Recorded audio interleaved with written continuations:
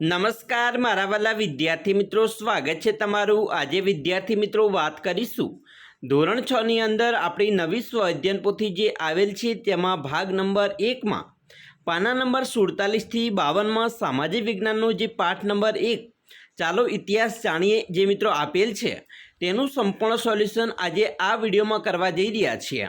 તો ચાલો વિદ્યાર્થી મિત્રો વિડીયોની શરૂઆત કરીએ। તેના પહેલાં તમે ખાસ કરીને ચેનલમાં નવા છો तो मारा वाला विद्यार्थी मित्रों चैनल ने अवश्य सब्सक्राइब करी वीडियो ने लाइक और शेर करवानुं न भूलता, जेथी करी अमे तमारा सुधी धोरण 6 ना तमाम वीडियो छे ए मोकली सकीए। सौप्रथम प्रश्न नंबर जे मित्रों पाठ 1 छे चालो इतिहास जाणीए। तेमां प्रश्न नंबर 1 छे, नीचे आपेला दरेक प्रश्नना उत्तर माटे आपेल विकल्पमां साचो विकल्प शोधीने जे चौरस बॉक्स मित्रों आपेल छे तेमां लखवानुं छे। पहलो प्रश्न है धातु और पत्थरों पर लखेला के कोतरेला लेखों शू कहेवामां आवे छे? तो एने मित्रों अहींया 4 ऑप्शन है, तेमांथी साचो ऑप्शन है सी, अभिलेखों कहेवामां आवे छे। सी है एटला माटे आपणे ए ऑप्शन है ए खानु आपेलुं छे चौरस तेमां सी लखीशुं। बीजू, ताम्रपत्र क्या धातुना पत्रामांथी बनाववामां आवतुं?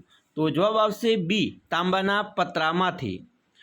3, भारत में कई सदीना पंचमार्कना सिक्का मळी आव्या छे? जवाब आवशे ईस्वीसन पूर्वे 5મી सदीना।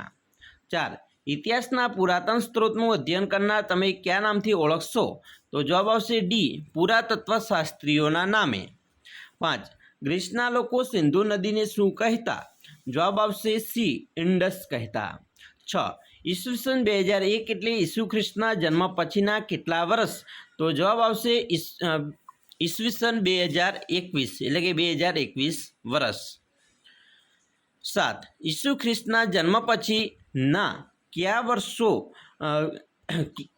पछीना वर्षो क्या टूंका नामथी ओळखवाय छे? तो अहींया मित्रों जवाब आवशे बी, सीई। 8, कच्छमां धोळावीरा खाते मळी आवेल अवशेषो सिंधु संस्कृतिनी पुरातन शहेर हशे एवुं तमे शाना आधारे कही शकशो? तो जवाब आवशे बी, खोदकाम दरमियान मळी आवेला अवशेषोना आधारे। 9, भारत नाम आपणे क्या वेदमांथी जाणवा मळे छे? तो मित्रों भारत नाम छे ए आपणे ऋग्वेदमांथी जाणवा मळे छे, एटले के बी ऑप्शन आपणो साचो छे। हवे आपणे प्रश्न 2 नो अ जोईशुं, जेमां बंधबेसता जोड़का लखवाना छे। सौप्रथम मित्रों अ विभाग छे अने ब विभाग, जेमां पहेलुं छे पुरातत्वशास्त्रीओ, तो जवाब आवशे सी, भूतकाल ने जीवंत करनार। तो આપણે અહીંયા 1 ની સામે सी લખીશું। બીજું ફાહિયાન, તો જવાબ આવશે વિદેશી મુસાફર હતો, તો 2 ની સામે ए। 3, ભોજપત્ર, તો જવાબ આવશે બુર્જ નામના વૃક્ષની છાલ, જો 3 સામે डी આવશે। ઈસવીસન, તો અહીંયા આવશે મિત્રો દુનિયાની કાળગણના છે ઈસવીસન, એટલે કે 4 ની સામે આવશે बी। હવે बी છે પ્રશ્ન 2 નો बी, नीचेना विधानों साचा है कि खोटा ते जणाववाना छे। पहलू है अशोकना शिलालेखों खूब जाणीता है, तो आ विधान साचुं छे। बीजू, भुर्ज नामना वृक्ष हिमालय में थाय छे, तो आ विधान पण साचुं छे। तीजू, इंडिया शब्द गंगा नदीना नाम परथी उतरी आवेल छे, तो आ विधान मित्रों खोटुं छे। 4, ताड़पत्र तांबाना पत्रामांथी बनाववामां आवे छे, तो आ विधान पण खोटुं छे। 5, बीसी बिफोर क्रिस्ट एटले ईसुना जन्म पछीना वर्षो, तो आ विधान पण खोटुं छे। हवे जोईशुं प्रश्न 3 में योग्य शब्दों वडे विधानोनी खाली जग्या छे ए पूर्ण करवानी छे। 1, इतिहास मानव समाजना खाली जग्यानी माहिती आपे छे, तो भूतकाळनी। 2, भोजपत्र ए खाली जग्या नामना वृक्षनी पातळियांतर छाल, तो बुर्ज नामना। 3, तांबाना पत्र पर कोतरीने लखवामां आवतुं लखाण होय एने ताम्रपत्र कहेवाय। 4, पुरातत्वशास्त्रीओ भूतकाळ ने अपनी समक्ष जीवंत करे छे। 5, श्री हेमचंद्राचार्य जैन ज्ञान मंदिर पाटण में इतिहासना ताम्रपत्रों मित्रों जे स्त्रोत है सचवाया है। 6, भारत में ईस्वीसन पूर्वे 5મી सदीना पंचमार्कना सिक्का मळी आव्या छे। 7, घणीवार बीसी ने बदले शुं लखाय? तो बीसीई पण लखवामां आवे। 8, शिलाओ पर लखायेला लखाण खाली नामे तो ओळखाय छे, तो अभिलेखो। 9, प्राचीन ईरान और ग्रीसना लोग भारतनी खालिया नदी थी परिचय हता, तो सिंधु। 10, प्राचीन समय में लोग ताड़ वृक्षना पर्ण पर ताड़पत्रों लखता। प्रश्न 4 नो अ छे, नीचेना प्रश्नों उत्तर 1-2 वाक्य में लखवाना छे। पहलो प्रश्न है प्राचीन समय में मानवी शाना पर लखाण लखतो हतो? જવાબ આવશે પ્રાચીન સમયમાં માનવી તાડપત્રો કે ભોજપત્ર પર લખાણ લખતો હતો. 2. ભારતમાં મળી આવતા પ્રાચીન સમયની હસ્તપ્રતો કઈ કઈ ભાષામાં છે? તો ભારતમાં મળી આવતી પ્રાચીન સમયની હસ્તપ્રતો સંસ્કૃત, પ્રાકૃત અને તમિલ ભાષામાં છે. 3. આપણે ઇતિહાસ જાણવા માટે કયા કયા સ્ત્રોતનો ઉપયોગ કરીએ છીએ? તો તાડપત્ર, ભોજપત્ર, અભિલેખો, તામ્રપત્ર, સિક્કા, ઈંટ, પથ્થરો, ઓજારો, ખોરાકના નમૂના, મનુષ્યો અને પ્રાણીઓના હાડકાં, આભૂષણો, પોશાક, ગ્રંથો વગેરે. 4. સિક્કાઓના આધારે આપણને કઈ કઈ માહિતી મળે છે? તો મિત્રો સિક્કાઓના આધારે રાજાનું નામ, તેનો ધર્મ અને સંસ્કૃતિ તથા તેના સમયગાળાની જે તે રાજ્યની સામાજિક, ધાર્મિક અને રાજકીય માહિતી મળે છે. 5. કયા વેદમાં ભરત નામના માનવ સમૂહનો ઉલ્લેખ જોવા મળે છે? તો આરંભિક કૃતિ ઋગ્વેદ નામના વેદમાં ભરત બરાબર ભારત નહીં પરંતુ ભરત નામના માનવ સમૂહનો ઉલ્લેખ જોવા મળે છે. 6. ઈરાનીઓ સિંધુ નદીને કયા નામથી ઓળખતા? તો ઈરાનીઓ સિંધુ નદીને હિન્ડોસ નદી એટલે કે હિન્ડોસ નામથી ઓળખતા. 7. ઈરાન અને ગ્રીસના લોકો સિંધુ નદીના કયા કિનારાને ઇન્ડિયાથી ઓળખતા હતા?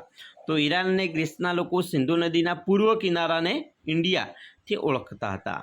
8. તાડપત્રો અને ભોજપત્રોની હસ્તપ્રતોમાં કઈ ભાષાના લખાણો છે? તો તાડપત્રો અને ભોજપત્રોની હસ્તપ્રતોમાં પ્રાકૃત ભાષાના લખાણો જોવા મળે છે. હવે બી છે, નીચેના આપેલા પ્રારંભિક શબ્દોની સમજૂતી આપવાની છે. ભોજપત્રો, તો ભોજપત્ર એટલે કે હિમાલયમાં થતા ભુર્જ નામના વૃક્ષની પાતળી આંતરછાલ પર લખાયેલા હસ્તપ્રતો એટલે ભોજપત્ર. 2. તાડપત્રો, તાડ વૃક્ષના પર્ણ પર લખાયેલી હસ્તપ્રતો એટલે તાડપત્ર. 3. તામ્રપત્રો, તાંબાના પત્ર ઉપર કોતરીને લખવામાં આવેલા લખાણને તામ્રપત્ર કહેવાય છે. 4. અભિલેખો, પથ્થર કે ધાતુ પર કોતરીને લખેલા લેખને અભિલેખ કહેવાય. પ્રશ્ન 5. નીચેના વિધાનો માટેના કારણો જણાવવાના છે.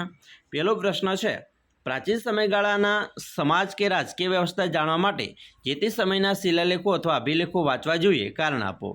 તો કારણ કે મિત્રો પ્રાચીન સમયમાં રાજાઓ પોતાના આદેશો, શિલાલેખો કે અભિલેખો પર કોતરાવી પ્રજા સાથે સંવાદ કરતા હતા.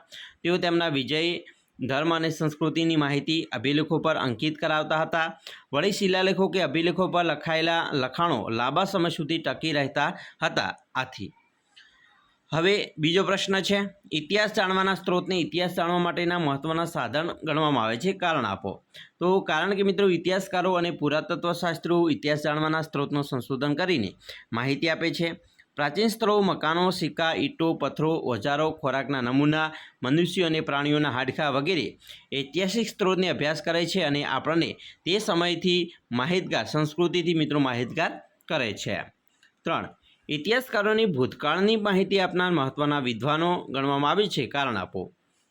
જવાબ લખીશું કે ઇતિહાસકારો માહિતી એકઠી કરી તેનું વર્ગીકરણ કરીને સંશોધન કરે છે. તાડપત્ર અને ભોજપત્ર જેવી હસ્તપ્રતો તથા અભિલેખોમાંથી માહિતી એકત્ર કરીને તેનું યોગ્ય રીતે અભિલેખન કરે છે. ઇતિહાસકારો ઇતિહાસ જીવંત કરવા ઐતિહાસિક સ્ત્રોતનો ઉપયોગ કરી સમયની માહિતી પણ આપે છે.